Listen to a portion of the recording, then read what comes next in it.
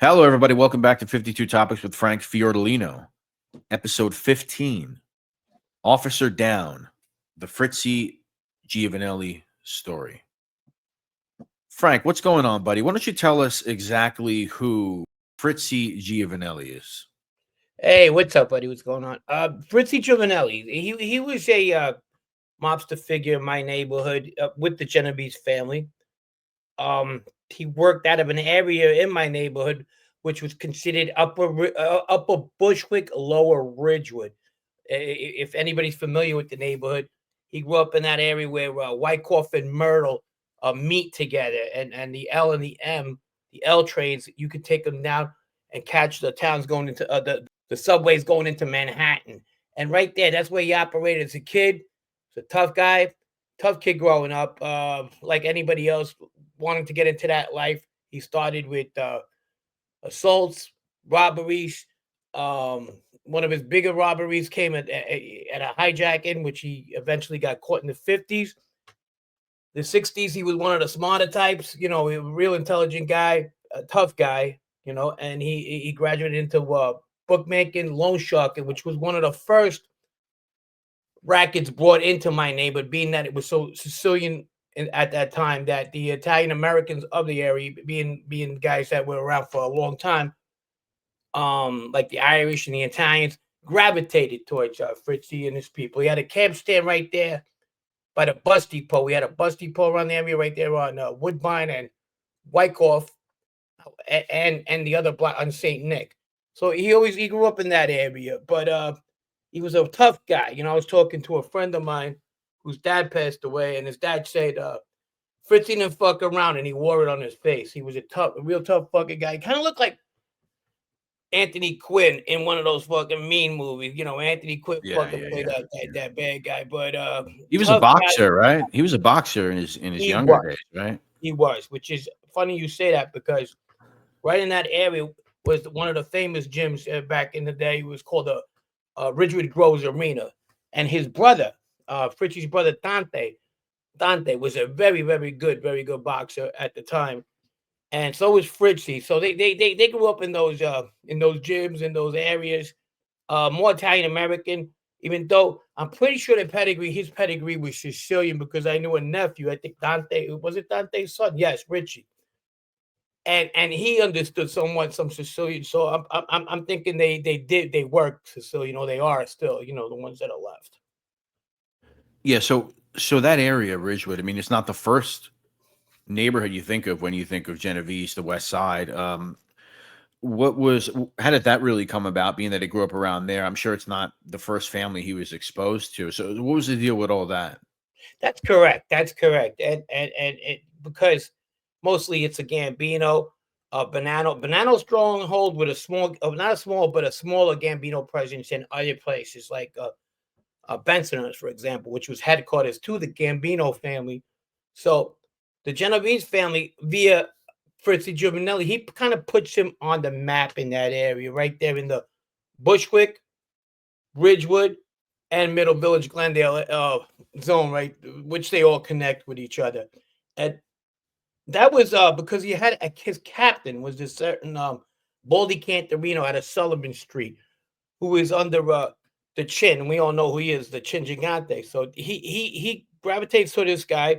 He sees that Fritzy's a money guy, a real good money guy, and a tough guy at the same time. But he learns that using his hands all the time ain't going to get him anyway unless it's necessary. So he becomes one of the biggest loan sharks slash bookmakers in that area, and that's what they're looking for. The Genovese,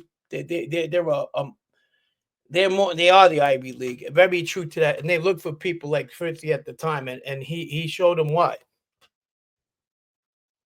Interesting. So, but he generally, I mean, I guess, I mean, he was a big shot. I mean, he got along with the other families in the neighborhood. He was like, they let him hold it down. It was all respect, I guess, right? Very No, well, very yeah. well, very respected. You got to remember when a lot of guys were getting arrested, coming and going, he was still left over the years.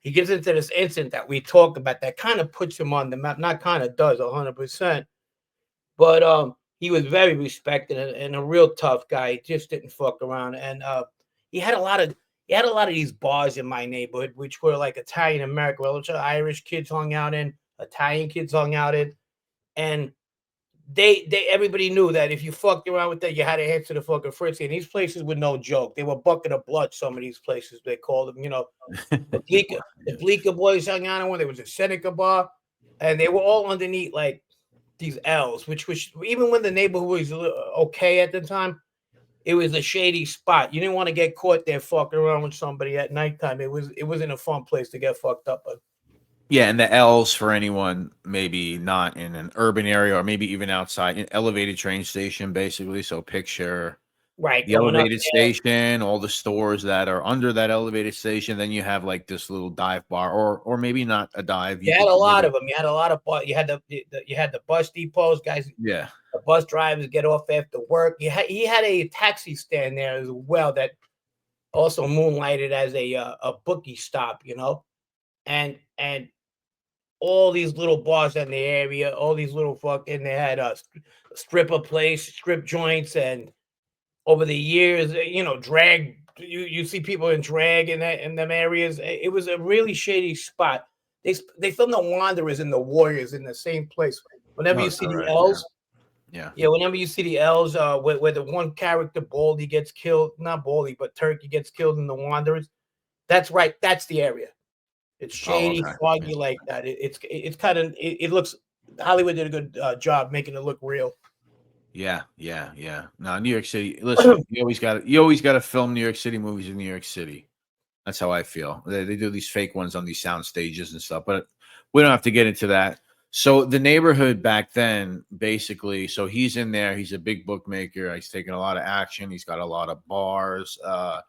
Did you or any of your friends, or what was your guys' opinion of what was his legend to you guys? And did you guys ever were you around him at all? Did you ever see him around? What was the deal with that? Now and then, not much at all. He wasn't one of those guys that came around and was flashy at all. Um, Matter of fact, I knew who he was after what happened. Then, I mean, yeah, I seen him around, but it was like, but always in a respect. You kind of had the feeling he was one of the guys. You understand? The Sicilian guys were very good with him, but he became larger than life after what happened because when you're a kid, you see people in the papers, and you gotta Right. remember this is 5 weeks after John Gotti. Yeah, so let's get into that actually. Let's not jump ahead. January 21st, 1986. It's after 8 p.m. Two detectives working for the OCCB, Organized Crime Control Bureau, which is different detectives throughout the city. They're assigned to different families, different crimes within families. And Anthony Venditti and his partner, Kathleen Burke, just happened to be patrolling Ridgewood, um, essentially interested in the activities of Fritzy Giovanelli. And on January 21st of 1986, at 5455 Myrtle Avenue, which was then known as the Castillo Diner. I believe Frank remembers it as something else. But Frank, what's going to happen that night? This is pretty bad, huh? Okay, this has been going on for a while. Burke and Vendetti, Anthony Vendetti, the late Anthony Vendetti, they work for the Organized Crime Task Force. So they've been tailing this crew of gentlemen for a while. They're going after sports gambling. This is what makes this crazy. They're going after sports gamblers within organized crime, and one of their main offices they're going after is located at 343 St. Nicholas Ave, which is about 3 or 4 blocks away from this incident where it's going to happen. And that's the operation that Giovanelli has. That Giovanelli's gambling operation. They take sports bets in there. They do their figures. It's a Tuesday. Anybody who knows anything about sports betting, you get paid on Tuesday and you pay on Tuesday. So they were doing their figures, okay? And Why is that? Because Monday Night Football is over? Is that what it's well, all about? usually Monday. Sometimes Monday's a new week. That's another story. Well, I guess football's Sunday, not all year. Yeah, yeah. Sunday, no, Sunday. Every Right. week, Sunday is over. It's week by week. Okay. Okay. Yeah. So they know that the cops know that, and they know that this place, the calls come in. They take the bets out of that place. Money gets changed at this place a lot of times. They're eventually going to want to rate them. You know what I'm saying? But the Super Bowl is coming up pretty soon. And that's one of the biggest days these places get raided. On that night, they got Vendetti and Burke. They're tailing Fritzy, who along is with Maltese, his buddy, and another buddy is Gualtieri. They're part of this operation, sports operation. They meet every Tuesday, and this is routine for them. They go their way, the cops go theirs, they lose them. They say, you know what, let's make it a day, Vendetti says to Burke. Burke goes, okay. And on the way, driving out of the neighborhood, 3 blocks, there's a diner there. He goes, you know what? I'm going to go take a leak, Vendetti says. She goes, okay, go ahead. You take a leak. He goes in there. As he's going in, coming out, after he takes his leak, there's 3 gentlemen right outside. So there's 2 stairways that go up into this place. It's the old Madison diner. On one side is the 3 guys ready to go in. And here's Vendetti apparently coming out. When they see him, they look at each other for a second. Now, you got to remember, these guys get robbed sometimes. Doesn't happen much, but they have a lot of money on them. So on Tuesday, it's not rare that guys exchanging money or have a lot of money will be packing in that life. It's just the way it is. They look at each other and they look back. One thing leads to another. The 2 guys hesitate, grab Vendetti, and at that point, put him against the wall. Bop, bop, bop, bop. 4 shots. 2 to the head, 2 to the back. Here comes Burke. She comes running. She apparently, and we'll get to that later, says she said, stop police. That could be debated. It's not only debated by the defense the attorneys on Fritzy Giovanelli's side, but it's debated also by the police who thought she dropped the gun in more ways than one. So as she goes out, here comes and she gets shot right in the chest. Boom. After that, mayhem, they all leave. Boom.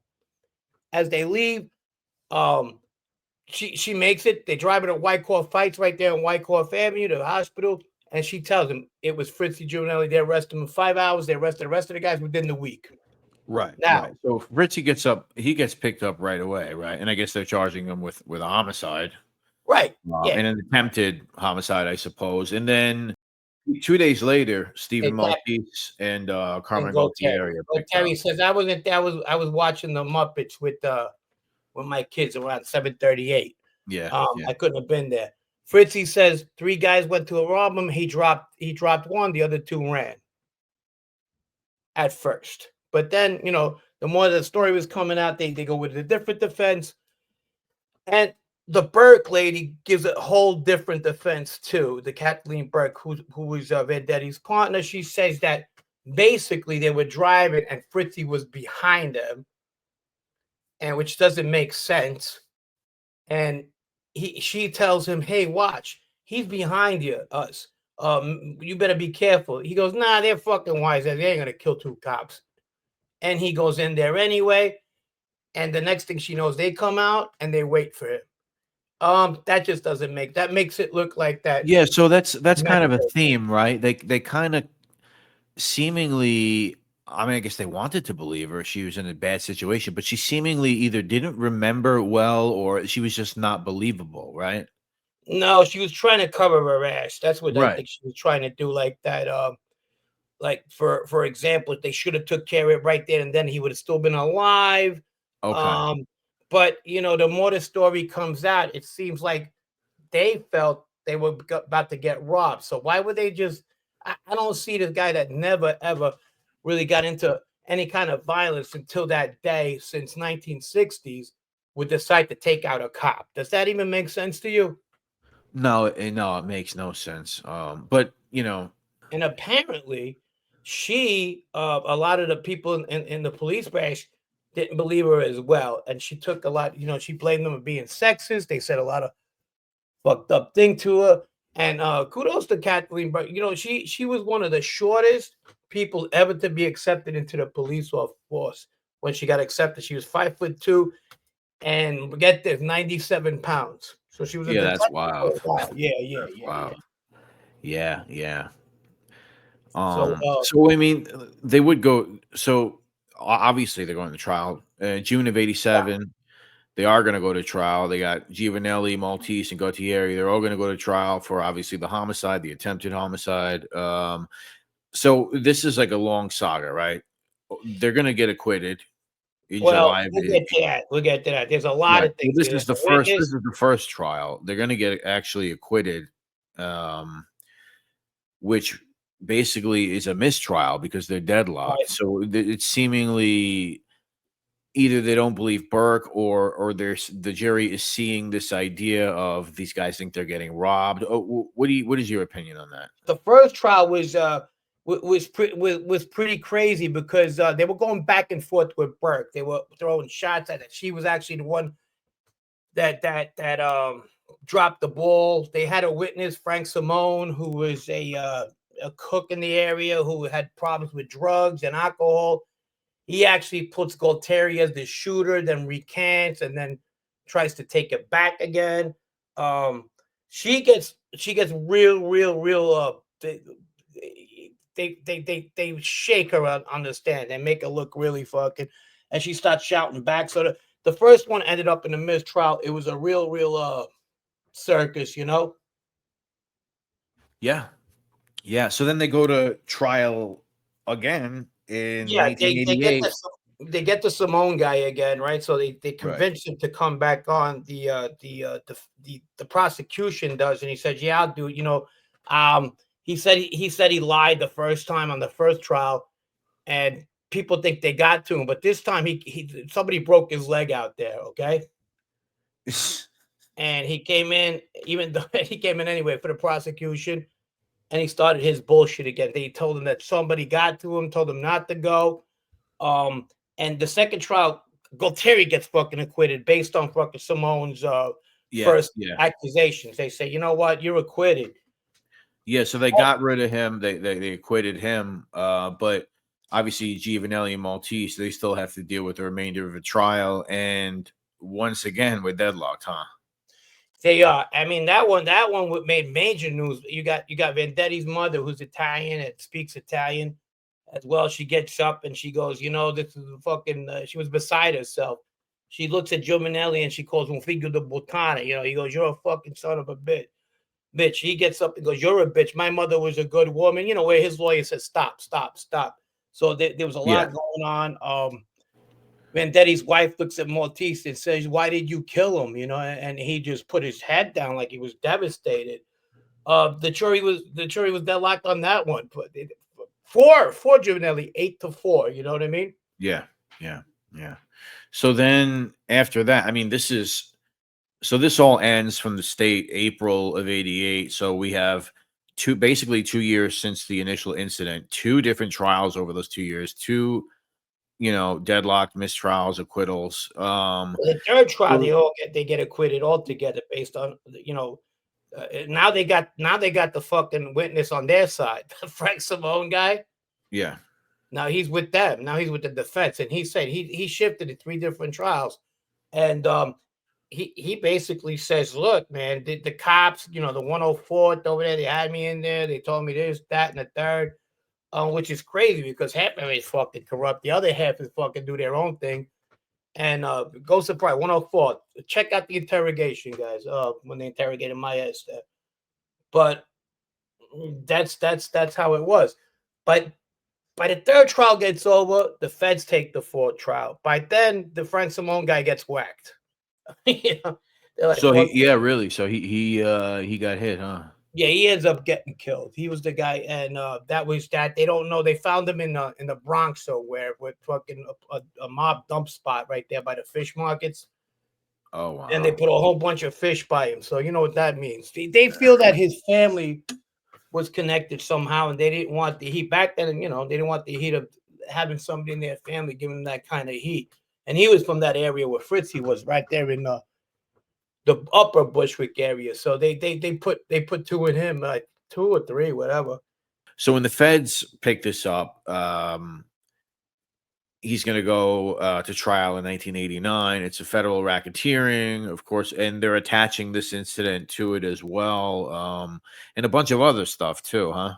Yeah, he had like 18 counts. I mean, this is a guy from look, you're getting 2 or 3 counts before this happened. He has 18 counts in him with, and the obvious ones, the loan sharking, the bookmaking, taxes, everything under the intimidating a witness, No extortion, all that extortion, stuff. Yeah, everything yeah, under the fucking the bracketeering scope in regards to mobsters.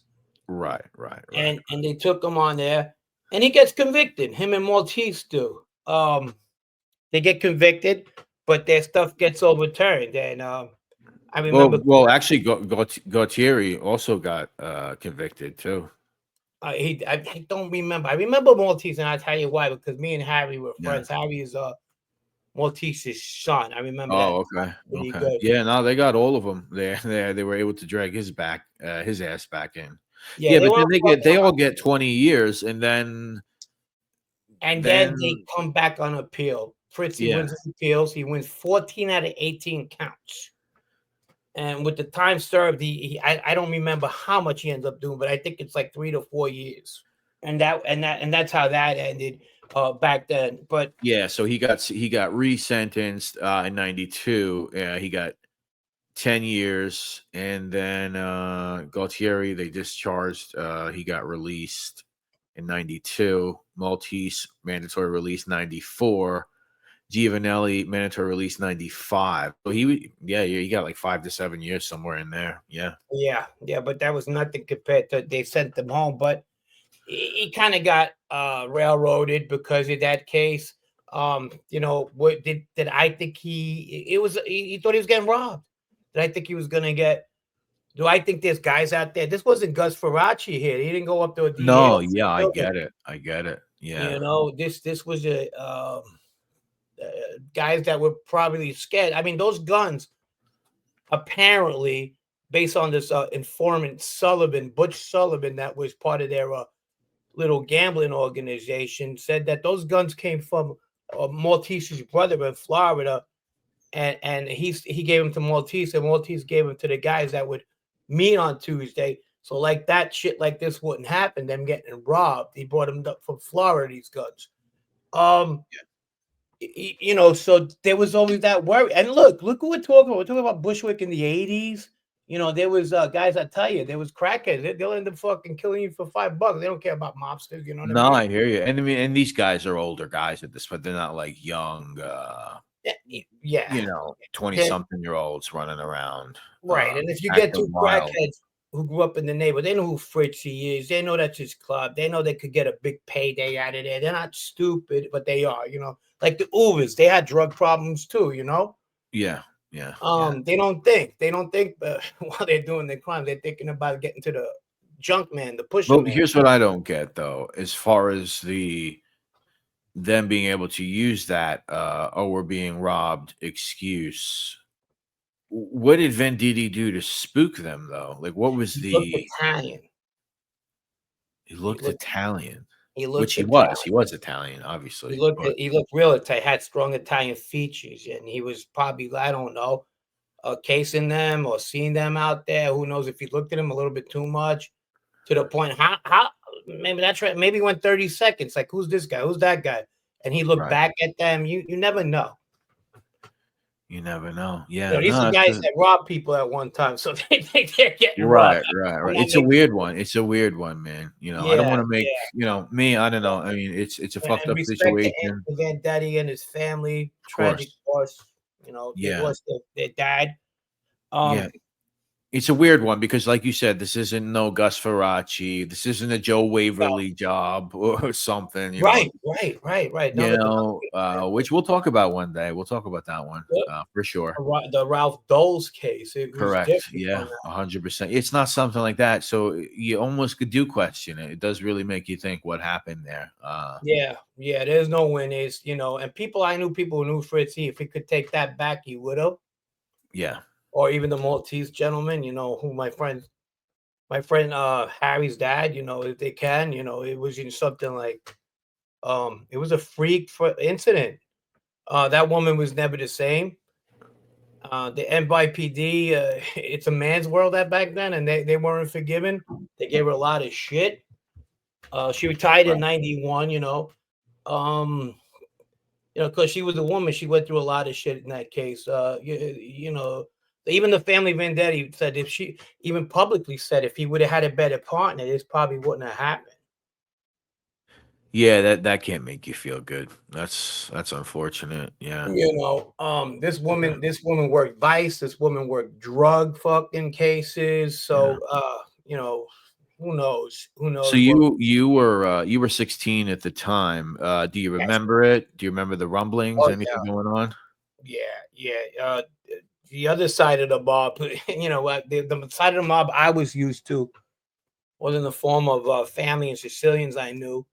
This was the American mob was coming alive to me first 5 weeks before the Castellano hit, and then you're getting this Fritzy case, and his son went to my school as well. I believe he ended up, I think he did, or one of his nephews. He ended up being a chiropractor, and the other guy, Richie, he's doing pretty good. He owns bagel stores out in Ridgewood, a Middle Village. So Chiropractor. So he's breaking necks in another way. That's good. That's good. that's fucked up. They always had a reputation of being good kids, and I knew a lot of the kids who did go into that field in organized crime. Let's say Uh-huh. the Yeah. bookmaking. The American kids that I knew, they usually went through Fritzy's people. There was one kid, Frankie, I went to school with. He became a big bookmaker, and I think he's a main guy now. That's what I hear. They not to be money guys. This was it. Yeah. I Yeah. think that helped them at the end of the day. That he wasn't a guy that was fucking breaking heads all the time. Could he? Yeah, he could. He was no one. I told you, he wasn't somebody to fuck around with. Yeah. Yeah. Look at that timeline. Right? From like 60s, he mellows out. He's more into the business. Nobody fucked him. He had those bars in my neighborhood. They were fucking places you didn't want to be in the wrong side of the neighborhood that in those days. You could have ate. You could have ate fucking anything from a bullet to fuck a couple bottles of beer right over your face. Yeah. Yeah. Yeah. Yeah. Well, hey, so let me ask you this. Who is Fritzy's equivalent in another family in that area? Is it like a Bobby Glasses? Oh yeah, yeah, yeah, yeah, yeah, yeah. In my yes, definitely. Bobby was it's fair to say that Bobby was probably the second coming of Fritzy in a lot of ways. Because the gambling aspect wasn't as big. My brother gets into it a little bit. He's nowhere near both those guys. My brother Joe, he's one of the bookies that comes in my neighborhood. There was the kid that worked for Fritzy. That works for not personally, but he won't work with Harry's dad. He was Bobby Wizyak, and he made some money too. He could have been a lot bigger. There was a lot of fucking bullshit involved though. It wasn't a bad kid. It's just that I don't know. A lot of people that he would deal with in my neighborhood, they weren't as forthcoming with money and in more ways than one. Let's say that there was always a story, including myself, and in other neighborhoods. Yeah. Yeah. I Yeah, can imagine. this is an art, a trade, a part of organized crime that been around for 100 years. I mean, becoming a new thing to my group of friends, my group of people during the 90s. Yeah. Yeah. The Yeah. Italian No. Americans been gambling in my neighborhood since the 50s, or at least, or even more, but not my generation. Mm, okay. Okay. Yeah. No. It's a necessary thing. I mean, it's the money maker, right? I mean, you Oh, need of guys. course, if you could do that all your life and not get into the stupid shit Yeah. or stuff that puts up the red lights, like the red flags, like drugs, Yeah. violence, you'll be all right. You could be a gangster for a very long time. Well, all right, man. This was, we've been talking about covering this one for a little while. Obviously, it's pertinent to where you grew up in Ridgewood. A sad story, actually. This conversation made me think more about a couple things as far as, what really happened. Does he have a good excuse? Obviously, some people thought he did in more than one trial. That's probably why they were really deadlocked. Right. They couldn't agree fully to, and maybe Officer Burke wasn't the best witness, but shout out to her regardless. Rest in peace, Detective Venditti. Yeah. So just it's a tragic, sad story. Tragic, sad story. Sometimes you talk about all types of people. There's good people and bad people in that life, and cops. He was a really good cop. Anybody who knew him, they had a lot of, and he died young, man. He had a family too. Yeah, It's unfortunate. You know, and the other thing was he didn't wear a bulletproof vest that day because one of his kids fucked it up, you know, and it was like he getting cleaned up, like with he painted on it or she painted on it. Imagine having that over your fucking head. Yeah, nah, it's unfortunate, man. It's a crazy Yeah. story, but it's just another New York City tale. Ladies and gentlemen, this has been episode 15 of 52 Topics with Frank Fiorlino. We appreciate you subscribing. We appreciate all the nice commentary. Keep it coming, and we'll keep bringing you guys the content.